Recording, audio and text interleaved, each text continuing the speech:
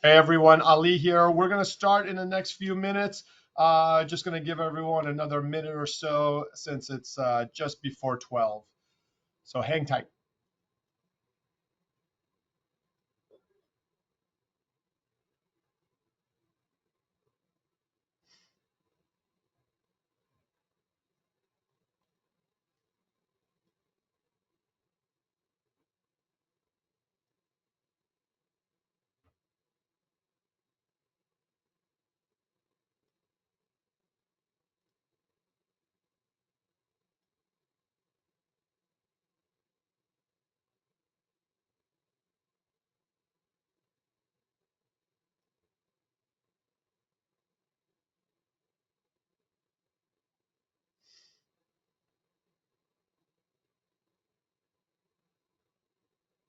All right, everyone. Welcome, welcome. We're going to be talking today about how do you attract and retain the top talent in your practices.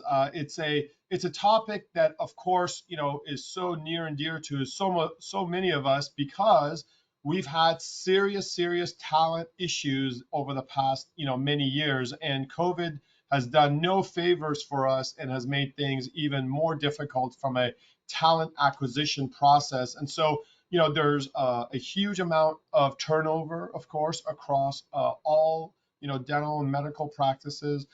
We are seeing the cost of, employees go up with inflation, cost of living, and other things.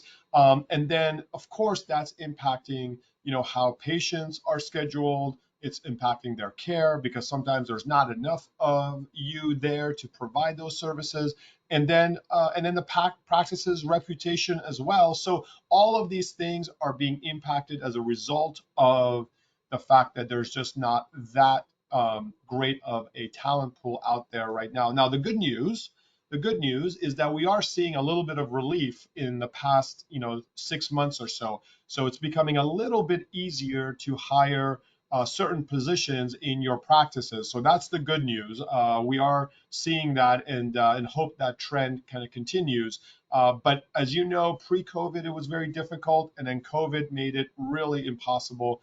And so we are, I think, going in the right direction in the sense that hopefully, we are going to be able to, it's going to be a little bit easier to hire folks. And so as a result of that, the question then is, all right, so if it's getting a little bit easier, then what do we do about retaining the good employees that we have? And it's easy to always point to other things, right? It's easy to point to the economy and inflation and COVID and all this other stuff. But the reality is that the reason why a lot of employees may leave your office may be because they just choose not to work for you.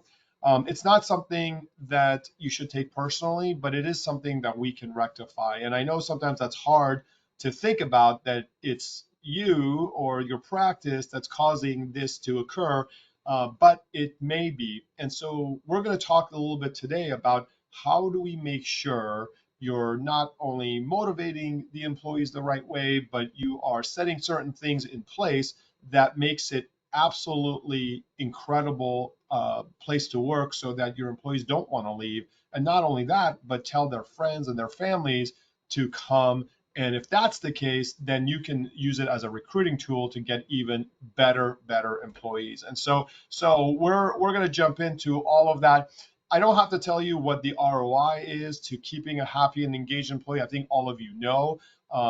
There's obviously less cost in recruitment, less cost in terms of training. There's a lot more productivity that happens. Efficiencies occur all across the infrastructure of the practice.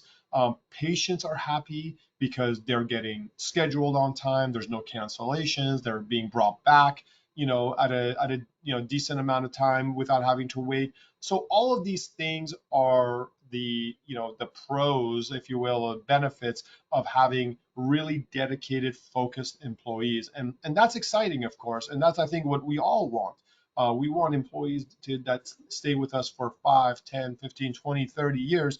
But how do we do that, right? How do we do that? And so investing in that, employee satisfaction and retention isn't just the right thing to do. It's really just smart business. And I think most of you who are, listening today, whether you're an office manager, an office administrator, you're the owner of the practice, you know how important that is. So we're gonna go through that in a second. As some of you know, my name's Ali. I am a dental and medical attorney. We handle all sorts of transactions for doctors, buying and selling offices, partnerships, lease reviews, estate planning. Of course, we advise on HR, how to hire employees, how to make sure the office is compliant and not going to get sued, how to terminate employees if that ends up being something that we have to do. And the HR software that I created called HR for Health helps support you in making sure that you're not only compliant across the country, but more importantly, that you are able to retain the best talent through some easy strategies. And so there will be plenty of opportunity for you to talk to those teams. At the end of this seminar, you'll have my information. For those of you that just joined, there is a chat box here in your controls. So if a question comes to mind, please type that question in, and I'll answer it at the end. We're going to probably go for about 20 to 30 minutes today, and then answer some questions and go from there. Okay, so what is the secret sauce of keeping employees hungry and happy for more, right? How do we make sure that employees stick with us long term, right? This is something that I think we all are striving to achieve. And so what I want to talk about is a couple of things, right? It's really crucial to understand what motivates your dental and medical sort of team members. And there are very many different ways and many different things that motivate them. Maslow's hierarchy of needs is sort of a fundamental theory in psychology that outlines some of these levels of human needs that we all have.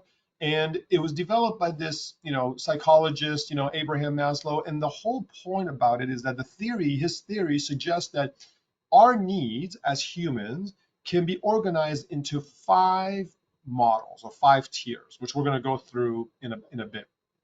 And this pyramid, if you will, is, people go through this pyramid at their own pace and in different ways. And the idea there is that you want to help your team kind of get through those at each stage. So what are the tiers? Well, the first one is a physiological needs, right? That's the physiological needs of someone. And this is our basic survival needs, right? This is air, food, water, shelter, clothing, those sleep. These are the most fundamental needs for physical survival for a human. And it serves as the foundation for all of the other needs. This is why it's at the bottom of his pyramid, okay? Once our physiological needs are met, then we can move on to the higher levels, okay? So what's the next highest one? The next highest level is the safety, okay? This is where people seek order, predictability, and control in their lives and their day-to-day. The safety side encompasses emotional security, financial security, of course, right? Because you're the employer, some law and order, and we'll talk a little bit about what that means in your practice. Freedom from fear, that's a big one. And then social stability as well. These can be fulfilled through in a lot of different ways, but the place that they work, right, is a vital part of that, right? That's safety, okay? The next level, okay, is their sense of belonging and love, okay? Their needs for that. And this is the emotional part they need for interpersonal relationships, being affiliated with a larger group, connectedness with a group, and just being overall part of a group, right? And this companionship, friendship, and sense of belonging is vital to employees staying long term, okay, long term. And again, we're starting with these basics so that I can teach you exactly how you can incorporate all of these. Now, the next level, the second to highest, is the esteem needs, okay? This relates to their desire for recognition, respect, and self-worth. They seek validation and achievement. And so this is really important from a self-image perspective as they grow in your practice and as they contribute. Okay, so this is a big part of their motivation as well. And so through promotion, awards, or positive feedback from you and your other peers, this can have a real important impact on them. The final thing at the very top of the pyramid is their self-actualization needs. So what does that mean, right? What does that mean? Well, this is their pursuit of personal growth, their creativity, right? And realizing their own potential needs, right? Again, really, really important. Now, to retain the top employees and to provide them this opportunity for development, that is an important part of what needs to be provided to them. And it's something that sometimes in a lot of dental and medical practices, that's really just not done, right? That's just really not done. So just remember, this is the basics. We're going to talk in more detail in a second, but remembering that understanding and addressing these needs can really significantly impact not only their satisfaction and their engagement, but also retention, right? Also retention. And this holistic approach that we're going to talk about considers both intrinsic and extrinsic motivations for creating a thriving workplace. Now, you might say, Ali, what's an intrinsic motivation, right? Like, what does that mean, right? I've never heard of that. Well, intrinsic motivation refers to engagement in some activity, their work, or a task that you might give them, because they, as the employee, find it rewarding on their own, right? It's a matter of doing something for the sake of just doing it, from learning, driven by internal satisfaction. Okay, so not because of anything else. Okay, so no outside motivation. Extrinsic, okay, motivation is doing an act, right, or some sort of behavior or activity based on some reward or some achievement that they get, right? So, hey, if we achieve $100,000 of collections or production this month, you get, $100, $500, whatever. I mean, that would be intrinsic, right? So that's kind of like, holding a carrot in front of someone. And so, extrinsic is much more transactional. Intrinsic is really internal, and people are doing it for the sake of doing it because they get some real satisfaction. Okay, there's no right or wrong of it, but if you have a good balance of both of these, where you have some tasks and some things that are more intrinsic, where people are doing it for the betterment of the patients, the betterment of themselves, the betterment of the practice, without any external requirements, that is awesome. And then if you motivate them a little bit further with promotions and other things, bonuses, whatnot, extrinsically, that's great as well, right? That's great as well. So this is the pyramid that we were just kind of talking about. And it's really crucial that when you're kind of, looking at this and you're understanding, this kind of these criteria that we were just talking about, that you sort of explore, right, each of these levels of hierarchy, right? So I gave you some of the basis of it, but let's kind of talk in a little bit more detail about each of these, okay? So the physiological needs ensures that the employees have access to basic necessities like, in your practice, a comfortable workspace, proper lighting, ergonomic, equipment and furniture, chairs, keyboards, monitors, all of those things, okay?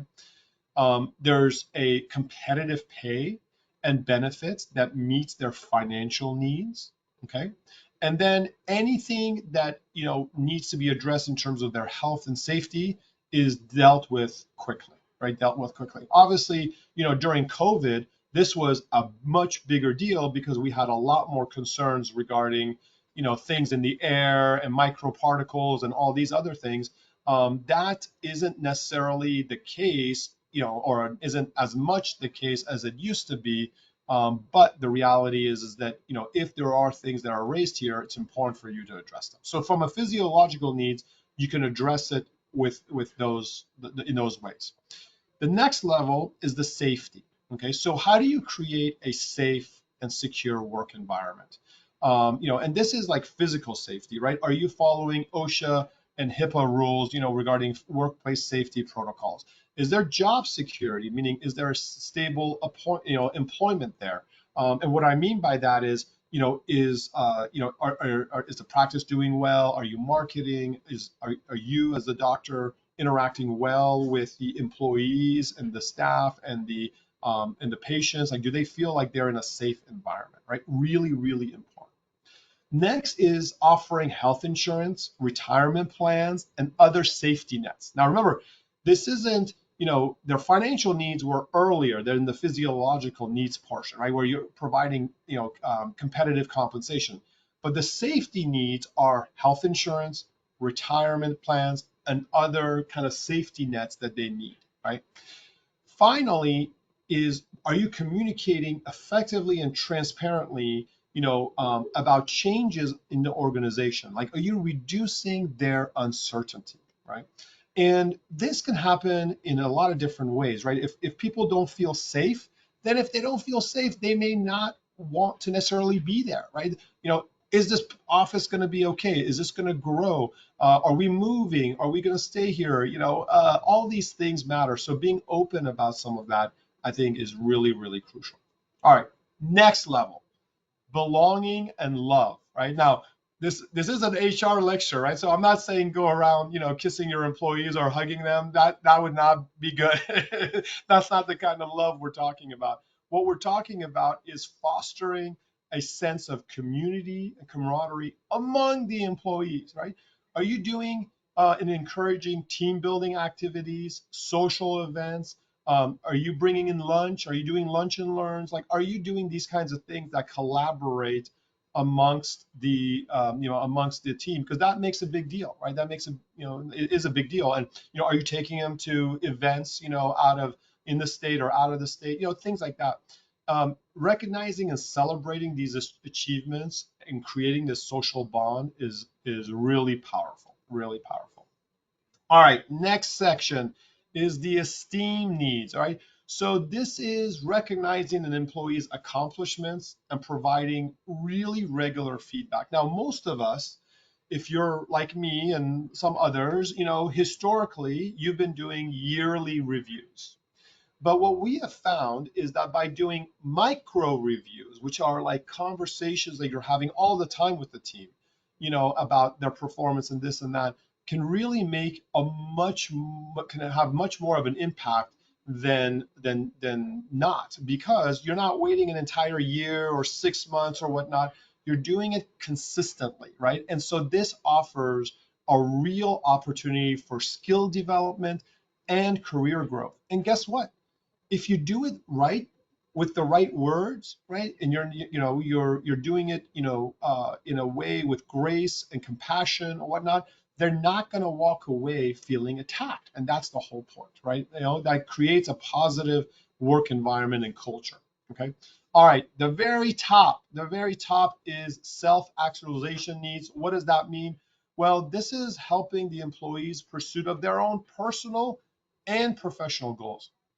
Remember, I said personal goals as well, not just professional. What do they want personally? How do they want to grow? What do they want out of their life? Like, what do they want to grow into? Do they want to be a manager? Do they want to do those kind of things? Or are they happy where they are? Maybe not. You should not assume, right? So helping them get to that level is pretty awesome. And what comes with that is a lot of autonomy, innovation, letting them be creative with ideas and solutions for problems.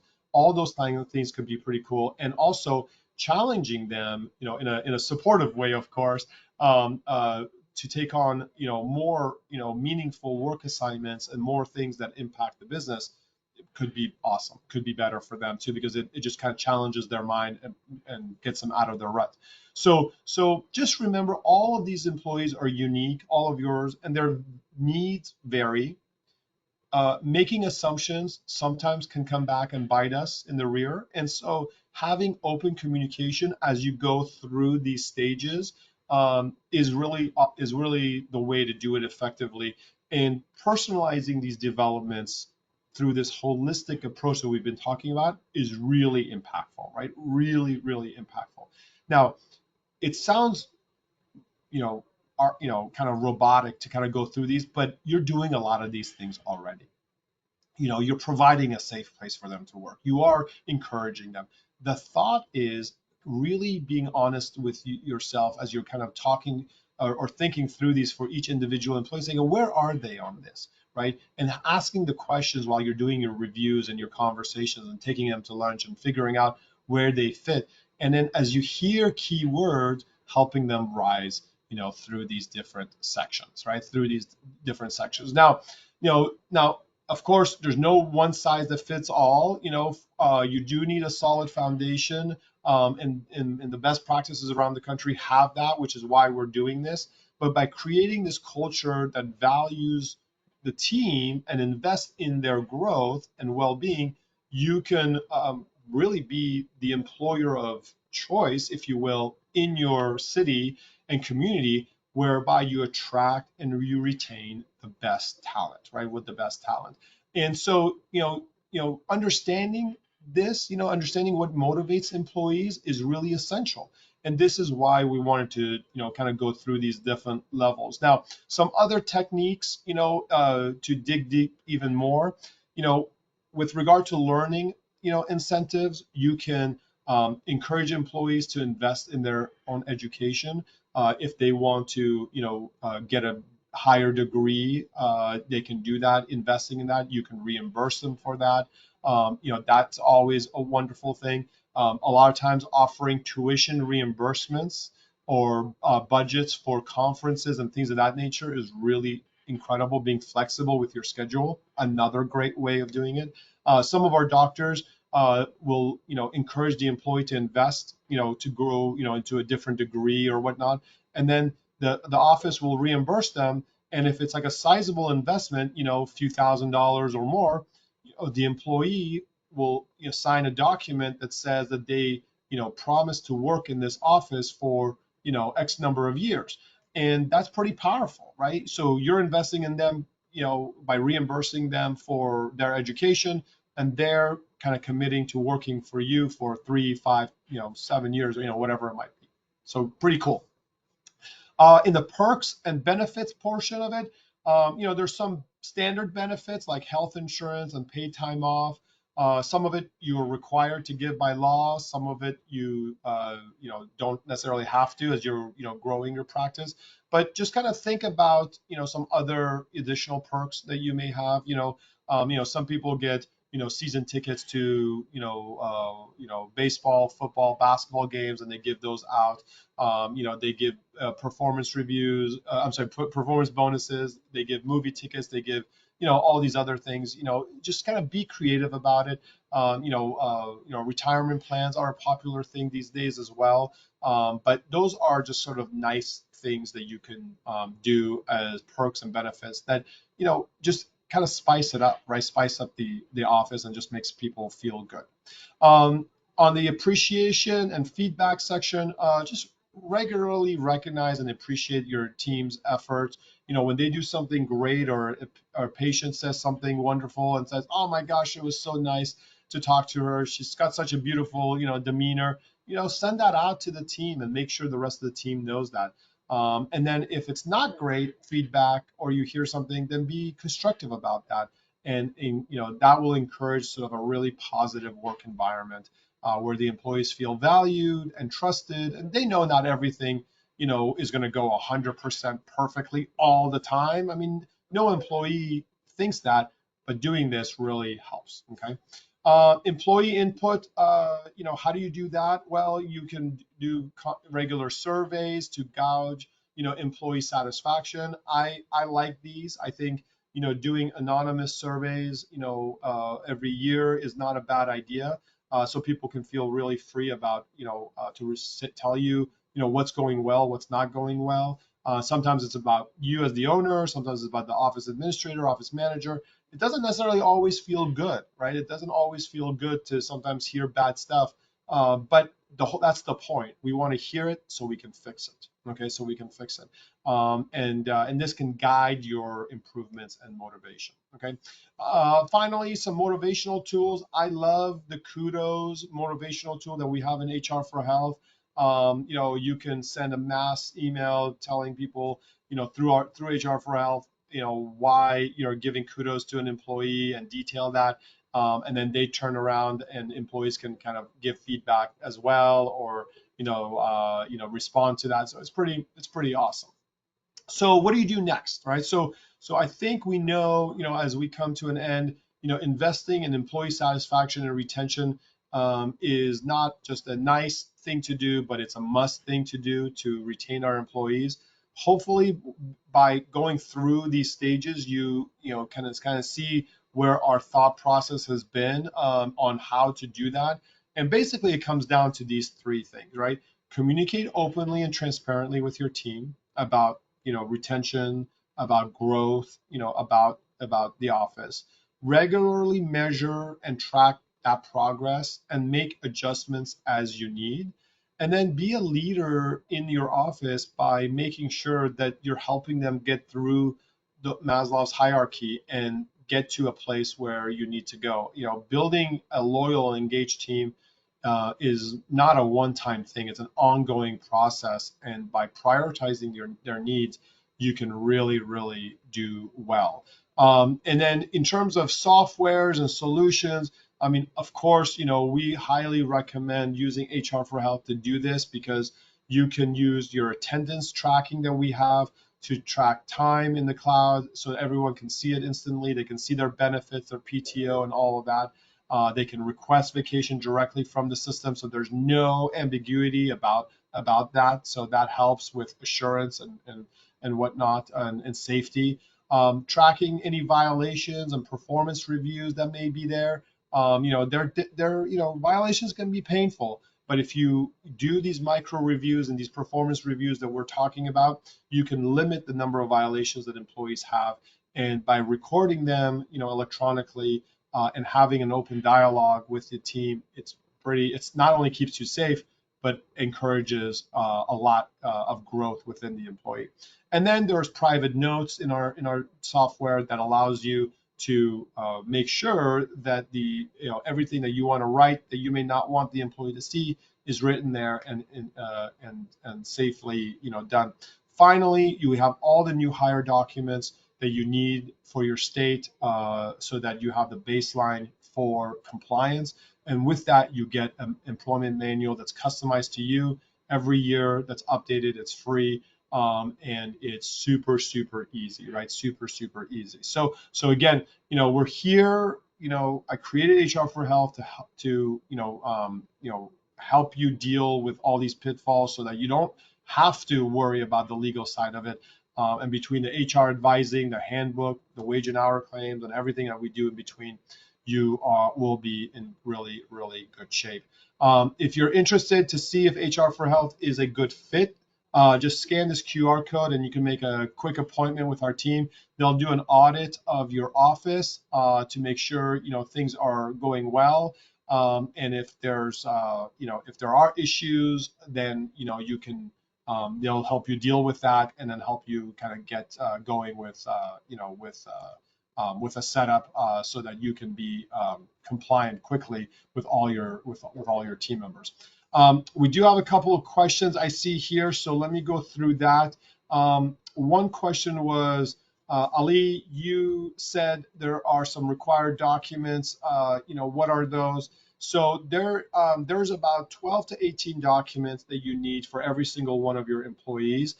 These are documents that are highly recommended or absolutely required. Most payroll companies and others don't provide these because they just give you some of the federal documents. And so if you don't have these 12 to 18, I would definitely make sure you reach out to HR for Health so they can give it to you. This will make sure you are compliant across all fronts in your practice, and it's the basis for compliance moving forward. I was at a conference this past weekend in Atlanta, and this young doctor came up to me, just started his practice. Actually, he bought someone's practice, and hired this sort of local HR company that had no medical dental experience whatsoever and didn't give him any of these things, didn't give him HIPAA, OSHA forms, didn't give him most of the new hire documents that we need in a dental medical practice. I mean, it was terrible, and I felt so bad for him. And thankfully, he came to my lecture, and we were able to, quickly resolve it for him. Our team is working with him as we speak because I just saw him on Saturday. But craziness. I mean, if you don't have this compliance, it's really really tough, really really tough. Okay, so next question is how long does it take to go through this protocol? Well, remember, Maslow's hierarchy is a guide, right? It's a guide for growth. And so there's no real timetable to go from, from one to the next. It's sort of an ever evolving thing, because, by knowing kind of where people's fears are and what they're concerned about in that triangle, you can address that, right? You might have a really great employee, for example, that just starts acting out, right? Not being so great all of a sudden.